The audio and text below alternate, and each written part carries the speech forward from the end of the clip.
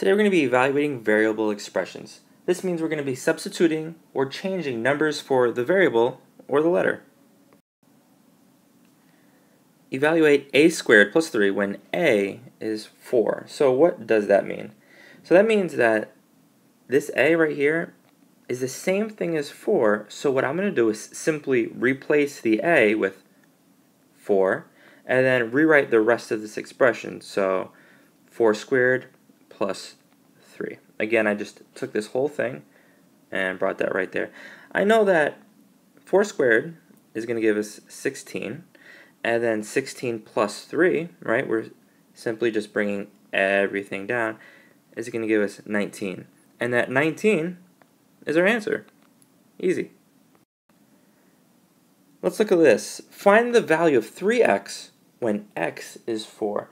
So when 3 is next to a variable, I can see that it's multiplication, and that x is the same thing as 4. So what I'm going to do is write 3 and then open parentheses, and instead of writing x, what I'm going to do is I'm going to write the 4, and I know that 3 times 4 is 12, and 12 is our final answer.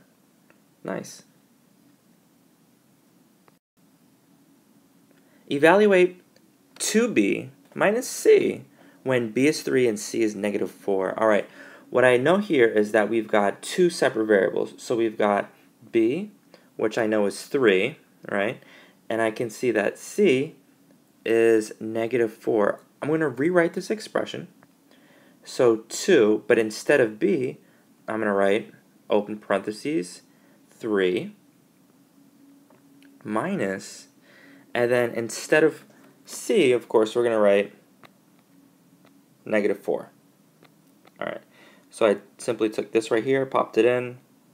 2 times 3 is what? 2 times 3 is 6 minus, if we want to sort of multiply this, negative 1 times negative 4 is going to give us positive 4.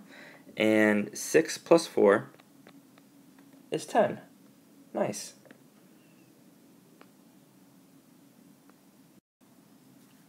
This expression is a little bit different in that it is, of course, a division problem. I can see that it's 6a divided by 4. And when I'm looking at it, I can see that this a, obviously, it's got to stand for something. But what does it stand for? It says evaluate 6a divided by 4 when a is negative 2. Alright, so what we need to do is simply rewrite this equation. And I'm going to write 6, open parentheses, divided by 4, and I can see that here this a is what? A is negative 2, so I'm going to rewrite the negative 2. So simply took that, popped it in, replaced it, substituted. 6 times negative 2 is what? It's negative 12. 6 times 2 is 12, negative times positive is negative, divided by 4, and I know that negative 12 divided by 3 is what? Negative 3. So that, of course, is our answer. Nice.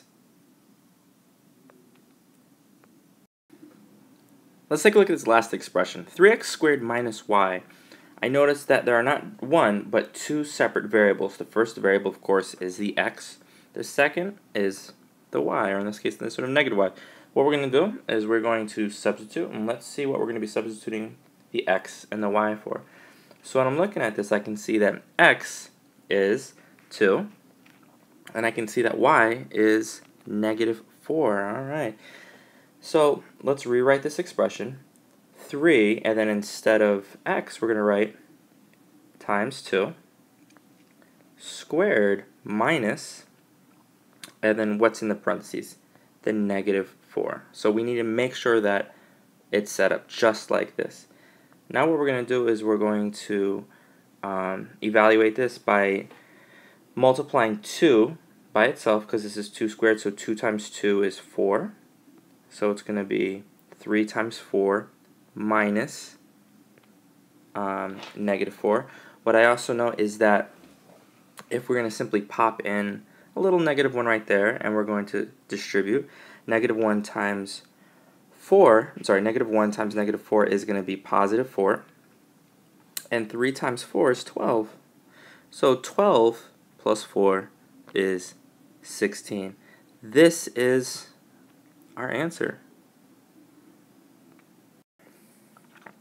Once we're comfortable evaluating variable expressions, we're going to turn to page 41. On page 41, we see 10 exercises that we're going to do independently, starting with t plus 5 when t is 3, and then with a partner, we're going to do the cooperative learning. I can see that what we need to do is explain to a partner how to find the value of the expression number 8. So when I'm looking at number 8, I can see 8 times a plus b when a is 5 and b is 3. You guys are going to do that. And then you're going to do number 12. It says pick 3 numbers for x. X is the variable. Ask a partner to evaluate 3 times x minus 1 for what? For each of the numbers. Check their work. I look forward to seeing your progress today. If you have any questions, let me know. Good luck.